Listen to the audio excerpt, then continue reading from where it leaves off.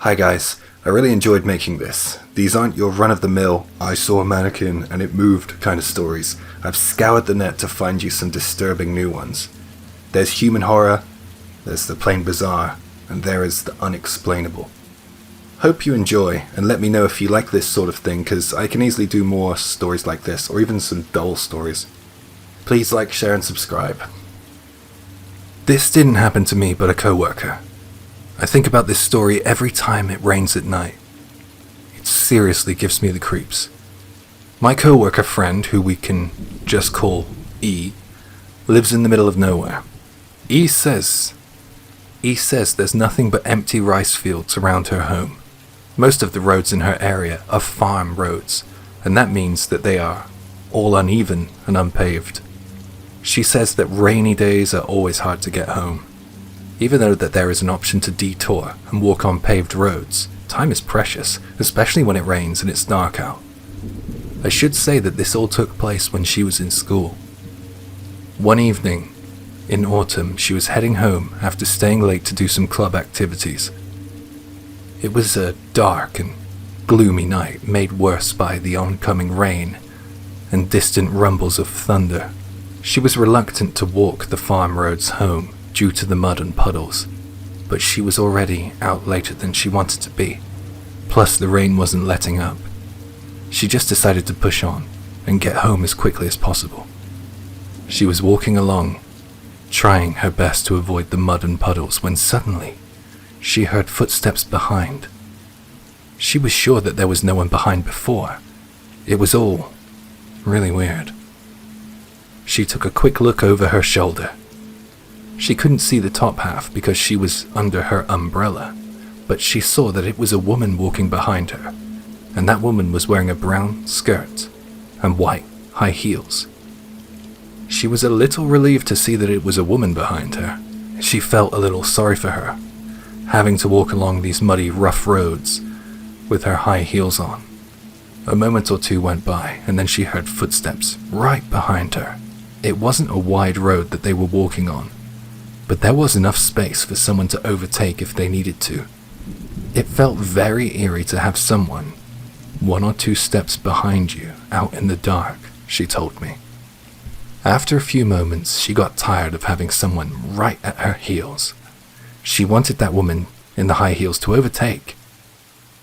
So she moved as far as she could to the left of the road. She was thinking maybe because of her umbrella the lady couldn't pass.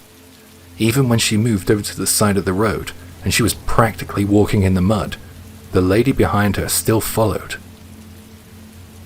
She was doing it in a strange kind of diagonal way, keeping pace behind her. She didn't know what else she could do other than stop where she was and allow the woman to pass. She turned to face the woman who had been following her so she could see her face beneath the umbrella. The woman stared at E, my friend. She said that the woman had long, black hair, a pure, white face. She was thin, and she was wearing bright red lipstick. She said that that woman's face was completely expressionless. E jumped out of the road and screamed when she felt the glare of the strange woman who had been behind her. She dropped her umbrella into the rain-soaked mud. She bent down to pick it up, and by the time she got back to her feet, the woman was gone, and only E's footprints in the mud remained. She ran home after that. She was shivering, and not just because it was cold out and it had been raining. She was shivering because she was afraid of what she saw. At first I didn't know why she was frightened by the woman behind her, well other than her being followed. So I asked what scared her so much. I could see a chill race through her as she shrugged and replied, "That woman. Her face was pure white and expressionless. It looked like it was made of plastic. She looked just like a mannequin." So thanks to her, I always think of seeing that when it rains at night. I don't know if it was a woman wearing a mask or maybe even a man, but the image of a ghostly white face appearing beneath an umbrella in the middle of nowhere, in the dark and rain, must have been pretty terrifying.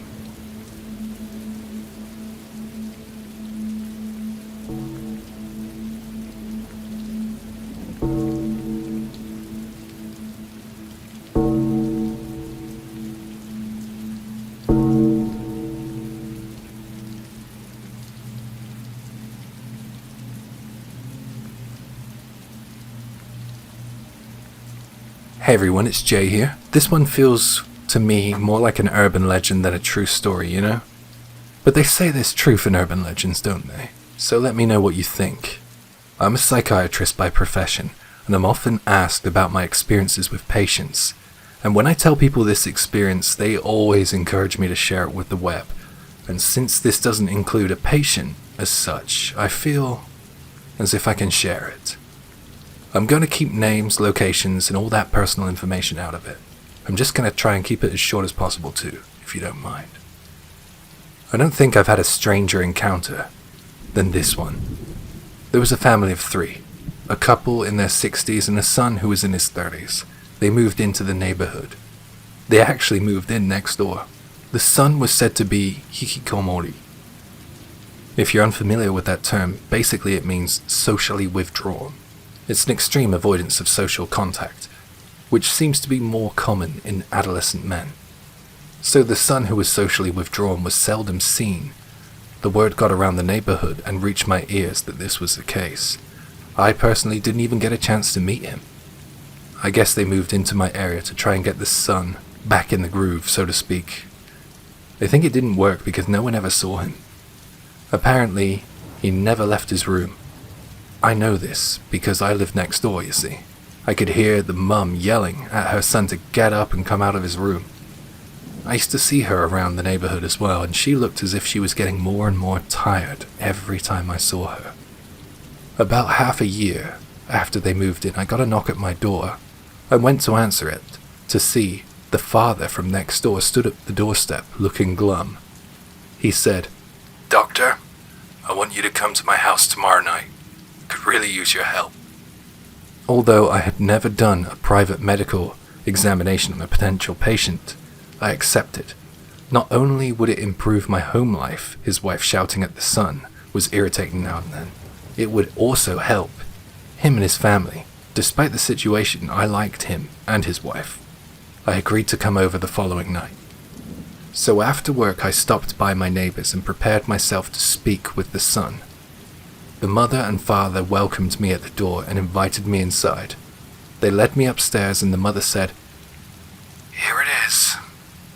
We were at the front of what I guessed was the son's bedroom. The mother started shouting at her son, "Open the door," stuff like that. Then the father just opened the door. The mum yells at the son again as we go into the room. "How long have you been sleeping? Get up and do something with your day." And she throws back the covers, and the sight I saw nearly made me hit the deck. There was a faceless mannequin lying in the bed. It had no clothes on. The father then turned to me and said, "It's my wife I want to talk to you about. She can't accept the loss of our son."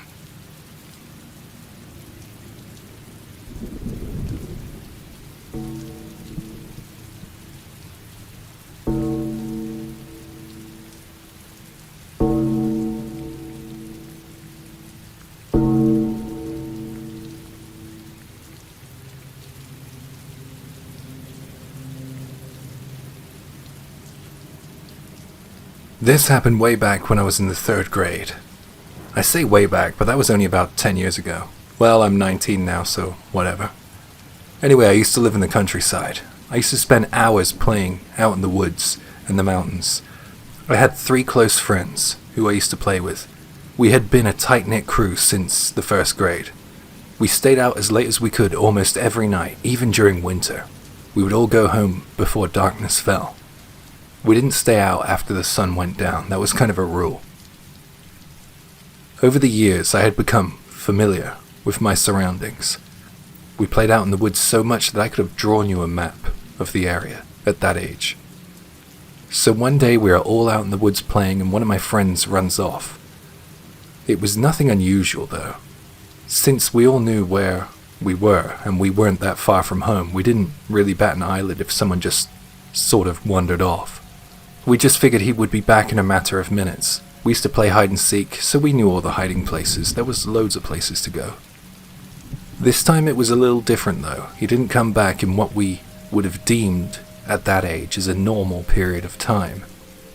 My 2 other friends didn't seem that worried. I said, I would be heading off shortly, so I told them that I would look out for him on the way home. I found my friend about 500 meters away from the usual spot we hung out in. He was staring at something intently. I called out to him something along the lines of, "What are you looking at, man?" As I drew closer, I realized that he was looking at a well. "Why the hell is there a well here?" he asked me. I looked at the well. It was covered with a wooden kind of lid. There was a bucket hanging from the wooden structure above the lid. I was a little weirded out to see a well in the woods, but my initial fear and hesitation soon turned to curiosity, as it does for most young boys of that age. The sense of an adventure, or the unraveling of a mystery, had too much sway. I needed to know what was down there, so I went about trying to open the lid. The lid came off easily enough with the help of my friend, and it revealed a well, which had the diameter of about a meter. I could see the bottom, so I was confident that it wasn't that deep. One of my friends said that he had a flashlight at home, and he would run off and get it. In the meantime, me and my other friends spoke about which one of us should go down there. I wanted to, and I was the smallest, so I won that argument. I used the rope, as well as my feet, on the walls of the well to shimmy my way down. It wasn't long before I realized that the well was much deeper than I had first anticipated. I felt so small in comparison to the drop below. As I shimmied down, I was able to get to a point where I could see the bottom of the well, and that did reassure me a little. I aimed the flashlight at the bottom of the well. As my friends' voices echoed from above, they were asking me what I could see. The bottom of the well was covered in dead leaves, and they looked as if they had been down there for a long time. They were black, and none of them were dry or fresh. They asked me to shine the flashlight all over the bottom of the well. The moment I answered their question, I felt as if the well suddenly got darker. I looked upwards to the mouth of the well. I climbed down to see nothing but blackness. I realized quickly that my friends had put the cover back over the top of the well.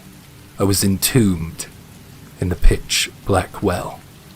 For a couple of seconds, I didn't realize that my friends had done what they had done.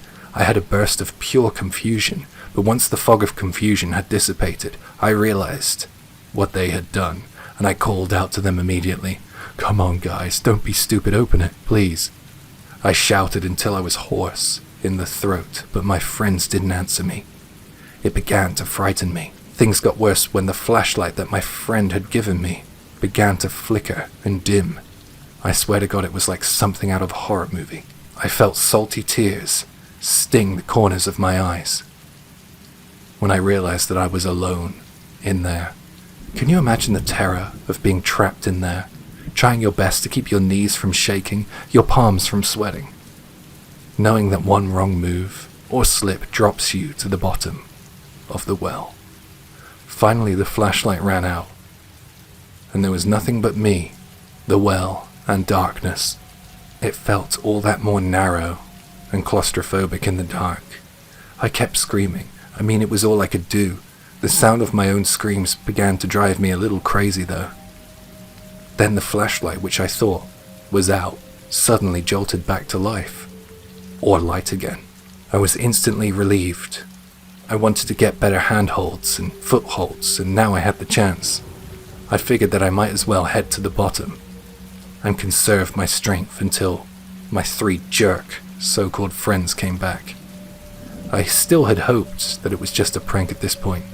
It dawned on me that if I just kept quiet, then maybe my friends would be satisfied that they had scared me enough or even start to worry about me. I sat at the bottom of the well with the flashlight pointing in front of me, and that's when I noticed something. When I looked up, I noticed that there was a handle of some description jutting out from the stone wall of the well. I decided to climb back up to see what was there. I pulled on the handle of this door, and with a pop it fell open. Wow, now this was an adventure. This was what I was looking for. I felt a little like a ninja. The excitement was back, and my friends would hear all about this discovery as soon as I got out. I maneuvered myself into a position where I was able to aim my flashlight into the open doorway. As soon as my torchlight fell upon the contents of that hidden area behind the door, my blood ran cold. Dolls and mannequins littered the hollowed out space. They were of various sizes and shapes. They were all propped up to face the entrance of the secret door. I was stunned by the absurdity of it all. There was something big inside that cavernous space. A huge mannequin was lying there. It had scratches all over its legs, its clothing was in tatters, and there were dark handprints all over it. I moved the flashlight up to the mannequin's face, and I saw that its eyes had been gouged out. It was at this point that I lost grip of the rope and slipped to the bottom of the well. That's pretty much all I can remember from that day. I woke up at one of my friend's houses. As soon as I saw my friend, I lashed out at him. I shouted at him, hit him, and kicked him. I was so angry that they left me trapped in that well. I was pulled away from my friend by his dad. Everyone was crying and apologizing to me. I really didn't understand what was happening. They told me what happened when I climbed into the well. They had initially hoped to frighten me for a second or two when they closed the lid. A lid, by the way, that took only 2 of us to lift up in the first place. However, this time when they tried to lift the lid, they were unable to do so, and they started to panic. One of my friends ran off to get his dad, while 2 of the others stayed at the well, desperately trying to lift the lid. They said that they heard my muffled screams, but couldn't do anything for me, and it made them feel terrible. By the time that I had stopped screaming and shouting, they had just about used up their energy in trying to open the lid. We must have all simultaneously slumped to the floor at the same time. Meanwhile, my friend and his dad were racing back with some tools to open the well. His dad brought a hammer, and he smashed through the lid of the well. His dad found me at the bottom of the well with some dolls around me. He pulled me up out of the well with the help of some of the other local adults, and I remember sleeping pretty much the whole next day after I left my friend's house. My parents were really worried about me. I wasn't hurt though, which I found weird. There wasn't a scratch on me. Lucky, I guess. Our parents got together and lobbied to get the well filled in. They even had a priest come out to bless the well. The police even got involved. There were rumors about missing people and things in there being like souvenirs or something. I'm certain that I saw a mannequin in that dark cavernous space in the well. I'm certain that it wasn't human. Am I certain of that? Well, I couldn't tell you these days, but back then I was certain. Maybe? Yeah, maybe it was a mannequin. Maybe not. Anyways, the well was filled in, but to this day, I still get the cold sweats whenever I see a mannequin or dolls all clustered up together. Yeah, I'm pretty sure it was a mannequin.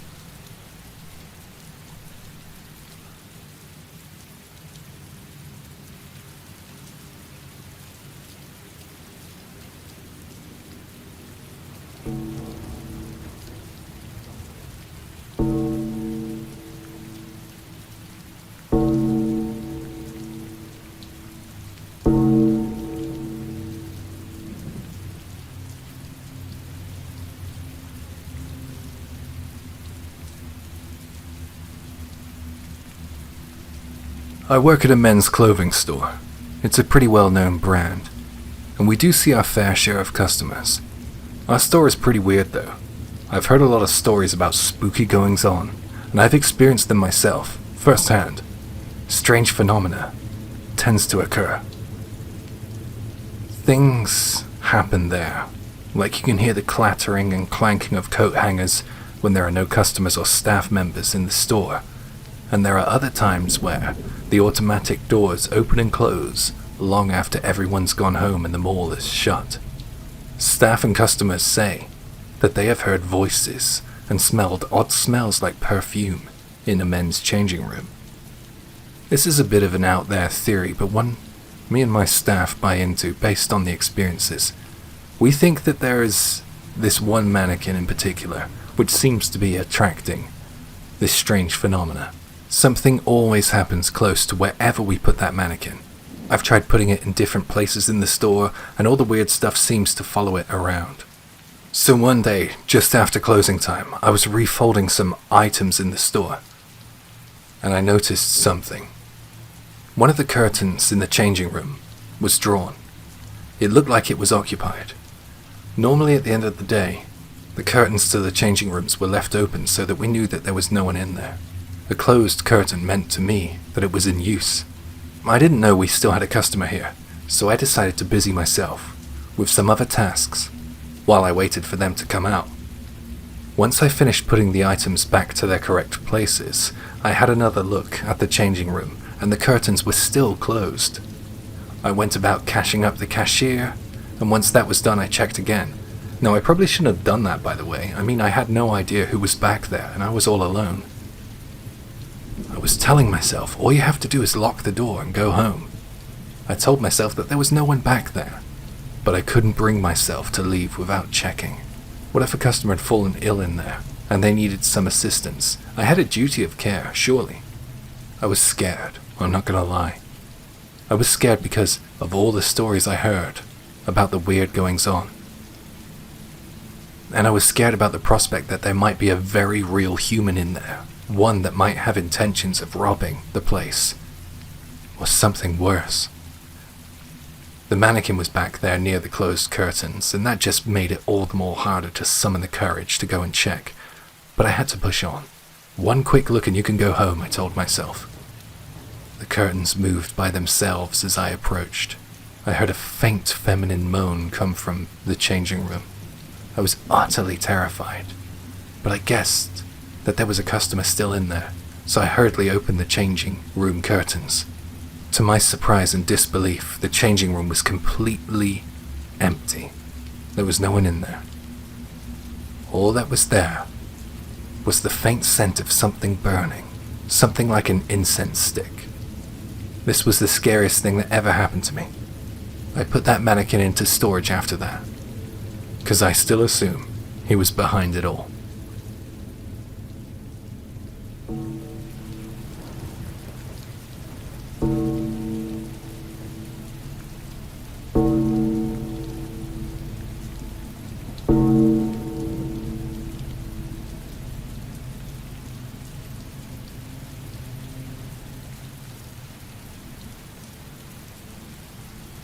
This happened a long time ago, but I can say with some confidence that this is the strangest experience that I have ever had.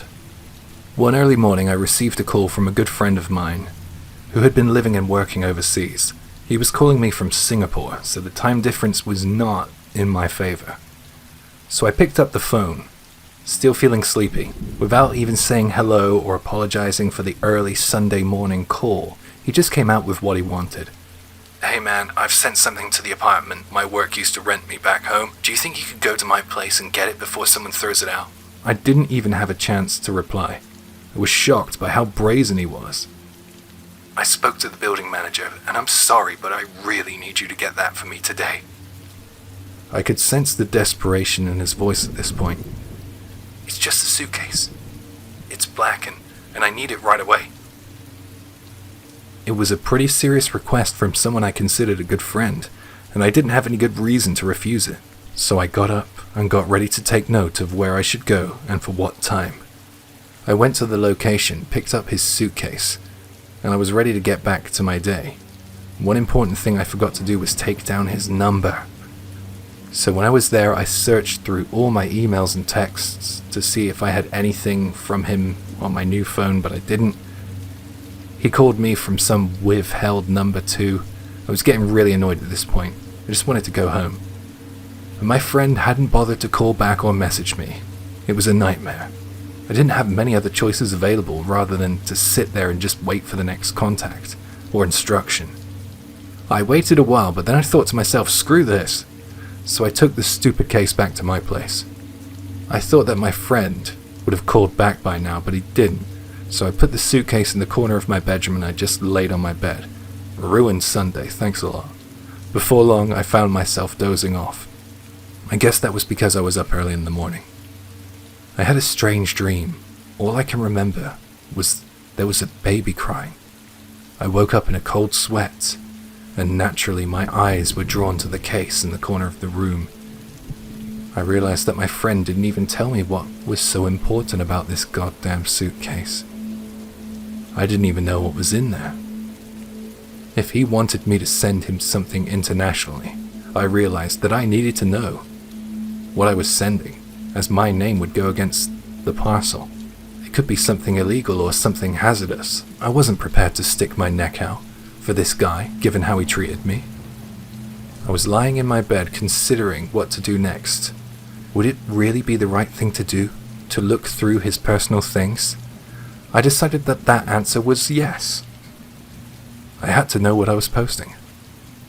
Perhaps some curiosity helped to persuade me to open the case. I peeled off the thick duct tape, which was tightly wrapped around the case. I was still thinking at this point if I should just leave it. I'm glad I didn't, though.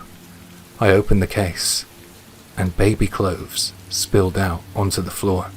Then I noticed that there was something bigger in there. Whatever it was wrapped in a thick beach towel. I unwrapped it and I saw a baby mannequin doll in there. It was quite an elaborate mannequin. It was made out of resin or something. It was soft to the touch and malleable. I felt something at its back, so I turned it over in my hands. There was a letter wrapped with the mannequin in the towel.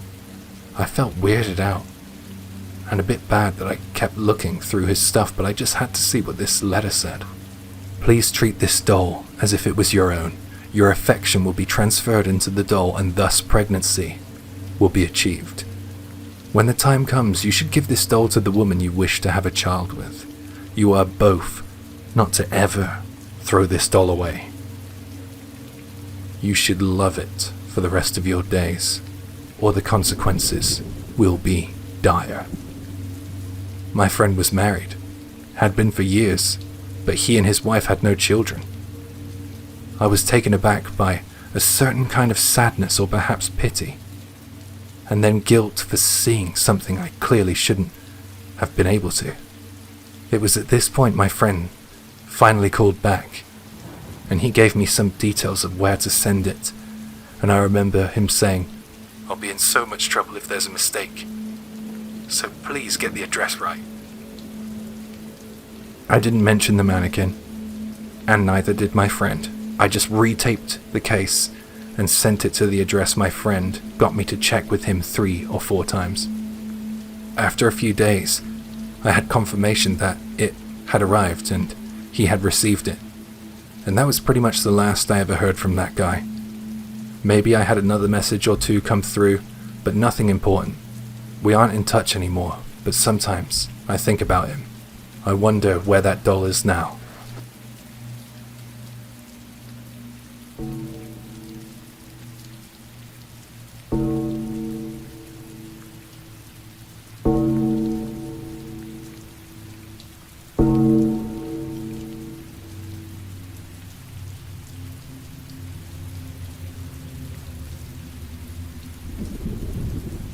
The other day I was out for a drive. I needed to get some shopping done, so I figured I would combine the 2 activities. I loved going out on drives. As I was approaching the store, a car cut in front of me. It was kind of annoying, definitely dangerous, but to be honest I didn't care all that much. I just didn't care. I'm not one for road rage. It was a hot day, so the windows were down in my car. And the windows were down in the car in front. I could hear the guy driving the car arguing with the person in the passenger seat. He was so loud, I couldn't tell if he was yelling at his kid or his wife. I just thought, whoa, what a dick. He was gesturing wildly, and in glimpses I would see his face in the rear view mirror. He looked really heated. It was an intense situation. I was wondering what was going on. I wanted to get away from that car since I felt he was heading for an accident. I was worried for whoever was in that car. The light turned green, and we continued our separate journeys, and I was thankful that he was heading in a different direction, but then the guy suddenly switched lanes, almost causing another accident. This now meant that I would be side by side with him, and his car at the next set of lights. I was beyond curious at this point. I just wanted to see what was happening in his car. Maybe give him a piece of my mind too if he was going off at his kid or his wife. I pulled up alongside his car and I saw the driver. He was a middle-aged man. I leaned forward and craned my neck to see who he had been shouting at, while we were both waiting for the light to change. I saw a mannequin in the passenger seat. Its vacant stare met mine. I immediately got goosebumps despite it being a summer's day. I had to turn my head away from it. The bad driver and the mannequin turned right, and I continued forward. I didn't sleep all that well that night for some reason. I wonder what they were arguing about.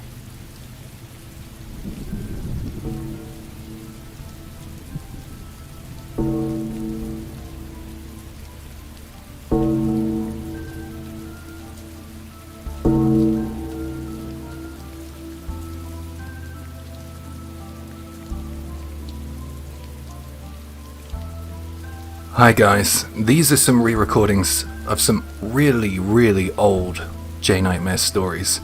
I think they go back to 2019, 2020.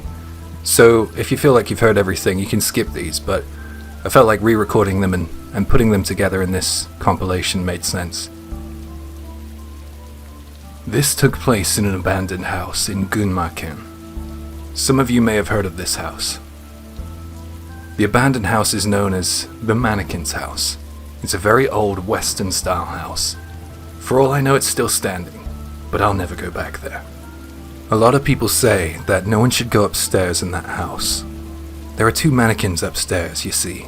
They're so lifelike, so real. They attack and chase anyone who goes up there. Are they mannequins or people? I think they are people who believe that they are mannequins. Who knows? This is my experience in the Mannequin House. My good friend, let's call him A. He told me about the Mannequin House. He went there once, he went inside, and he said he saw one of the mannequins peeping at him from the top of the stairs. Needless to say, he ran for it. When he told me his story, I wanted to see for myself, you know? I wanted to go in there. I mean, wouldn't you? A said that he really didn't want to go back, but eventually I persuaded him. We had a mutual friend who loved dark stuff like the occult and ghost hunting. We invited him, and we'll call him B. So all three of us set off for the Mannequin House. A wasn't too enthusiastic in the car, but me and the occult-loving B were so excited. It was dark as we arrived at the abandoned house. Thick trees and weeds grew all over the property and its surroundings.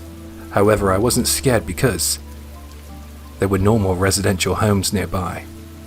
The neighborhood looked different. It was like a villa in some rich European city.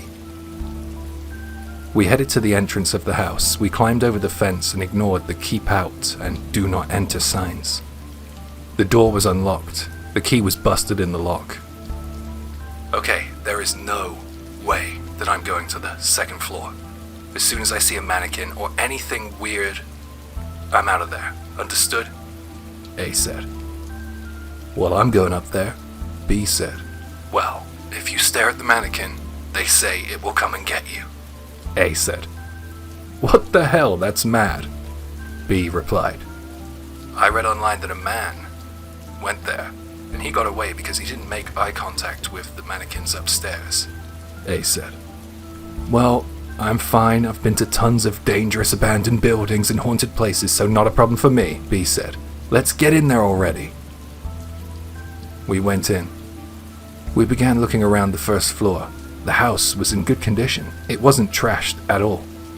Even though it was pretty dark, we could see that it was well kept. Next, we approached the second floor. As we approached the stairs, A said, I'm waiting here. You guys go up. I'm not going up there. Fine. Wait here then. I'm going up, B said. B began marching up the stairs. I was feeling nervous and on edge. All the stories A had told me about this place was swimming around my head. I followed him upstairs and then I heard a scream. I was terrified. I began to run back down the stairs towards A. B, get out of there! I bellowed upstairs, and I heard a reply. What's wrong with you? I just slipped. You chicken or something? I'm fine. It went silent, and then we grew nervous. Downstairs, and we shouted for him again. Say something, man. He screamed again. A shouted, get out of there now. Come downstairs, we're leaving. And there was nothing but silence for a while, and then B ran downstairs at full speed, and we got in the car and sped away. We went to B's house, and we went upstairs to his bedroom. He locked the door, the windows, and pulled the curtains shut immediately. A asked B, what happened up there? And he replied, I saw that mannequin thing up there. It was like it was staring at me. It had human eyes, you know. I tried to walk past it, and it reached out and it grabbed my arm. Before I ran for it, that thing said, you can't escape now. Well, he was on the verge of tears at this point. And then he said, I've never heard a voice like that before. It was almost as if I could hear it in my head. We both stayed over at B's apartment that night to try and calm him down. He was really shaken up. We were about to go to sleep when we heard something outside the window, some strange noise. And then B started to go crazy. He started shouting, It's here! It's found me! It said I couldn't escape! It's okay, we're here with you. We'll keep you safe, everything's locked, it's fine, I said. I was terrified, but I had to stay calm, you know, for his sake. The noise went away and we fell asleep. We had no problems through the night. Come the morning, I drove A home. The whole journey, A kept silent. I thought, is he still frightened? I don't want to hang out with B anymore, A said as we arrived at his house. I was shocked. What are you saying? I asked him. When we were leaving, I looked at his window and there were handprints all over it, he replied. What? Really? I asked, astounded. I think someone or something has marked him. It's watching him now. It's put its handprints all over. You know what? That's kind of good. It's watching him. I hope it stays that way. If it doesn't, we might be next. I was speechless. Shortly after this, B went missing. I don't know what happened to him. Maybe he got some help or moved away. That's why I like to think anyways. I haven't seen him since. And I'll never go exploring in a place like that again.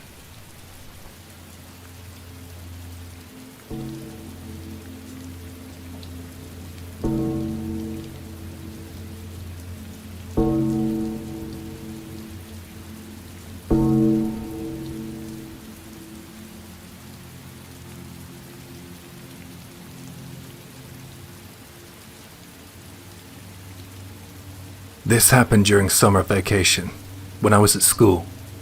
Back then there was an abandoned hotel in our neighborhood. I invited 2 of my closest friends to go urban exploring with me in that hotel one day. Let's just call my friends A and B. We first tried the front door, but it was locked, so we went around the back and found that door was open. It wasn't like we were on a dare or we were ghost hunting or anything like that. It just felt like a good day for exploring, and we were all free at the same time. As you might expect, the place was pretty trashed. We started in the lobby, looking around for anything interesting. Most of the rooms were locked, but we found a room on the 4th floor, which was open, so we decided to make a base there. In the room, the smell of dust and mold wasn't that overpowering. The bed was pretty gross, so we pulled some chairs in from the lobby. Night crept in, and since there wasn't any electricity, we called it a night, but the next day we came back prepared. We all brought flashlights, and we headed to the hotel around lunchtime. We brought candles and snacks and drinks too. We were well prepared. We put all that stuff in our base room on the 4th floor and decided to check out the basement, as we hadn't done the day before. Us 3 descended into the basement with our flashlights in hand. Now this basement was huge, and there were rooms down there too, a lot of them. We were looking for a rope or something we could hold on to make sure we stayed together and didn't get lost, because it was pitch black down there. It was so dark, I felt trapped down there. Even though it was lunchtime during summer, It was very creepy, and my friends seemed to feel pretty carefree, so I tried my best to hide my apprehension. We then found another room. In this room there was a box. In the box, there were keys. We left the basement with the box of keys to see if they would work on any of the locked doors upstairs. The keys had room numbers on them, but they wouldn't work on the doors that matched the number on the key. We couldn't work it out. Maybe there was some auto lock in place or a deadbolt or something. We were just glad that our room on the 4th floor was open.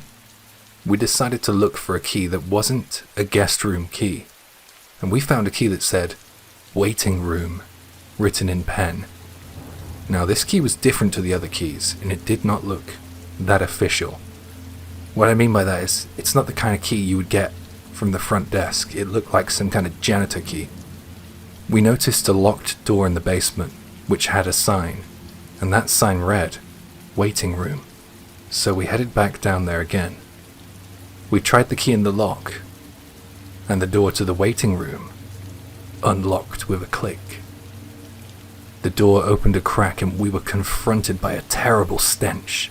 We asked one another about what that smell could be. Was it something rotten or dead?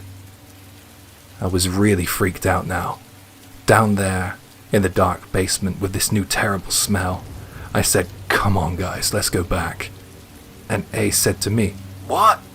You don't want to know what's in here?" And I just replied, "No man, it's dangerous. Let's just go." And then B said, "Oh, come on, just hold your nose. We'll all take a quick peek." A carelessly pushed the door open and shone his flashlight inside. The flashlight revealed a mannequin, what looked like it had blood all over its clothes. There were dead animals in the room too, strewn all over the place. Knives were stabbed into the mannequin. We all began shivering. I could tell A was because his flashlight was shivering as it scanned the room to reveal scratches in the wall and on the door. I felt my blood turn ice cold. I couldn't take any more. I just ran, and my friends ran with me. We ran through the lobby and out the back door, and continued running up the street for about 100 meters. We were all clamoring, screaming, and going crazy about what we had just witnessed. Why were there so many dead animals? And the blood? And the mannequin? B was pale, and we looked at him, and he said in a quiet voice, "Don't you think that thing on the floor, just to the right of the mannequin, looked like a human foot?" It was that point we found his breaking point. He started to cry, and we all went home. I didn't even want to leave the house for about 3 days. It was around this point that I remembered I had left my bag in there. I didn't want someone to find it and then find me. I was too scared to go back to the hotel by myself, so I called my friends again, and they reluctantly agreed to go with me. We approached the back door with fear weighing heavily in our hearts. I reached out a shaking hand, and I tried the door, but it was locked. This was about 8 years ago. I often tremble in my bed at night when the lights are off, remembering that event. That hotel has now been renovated into retirement homes, but I can still see the waiting room in my head.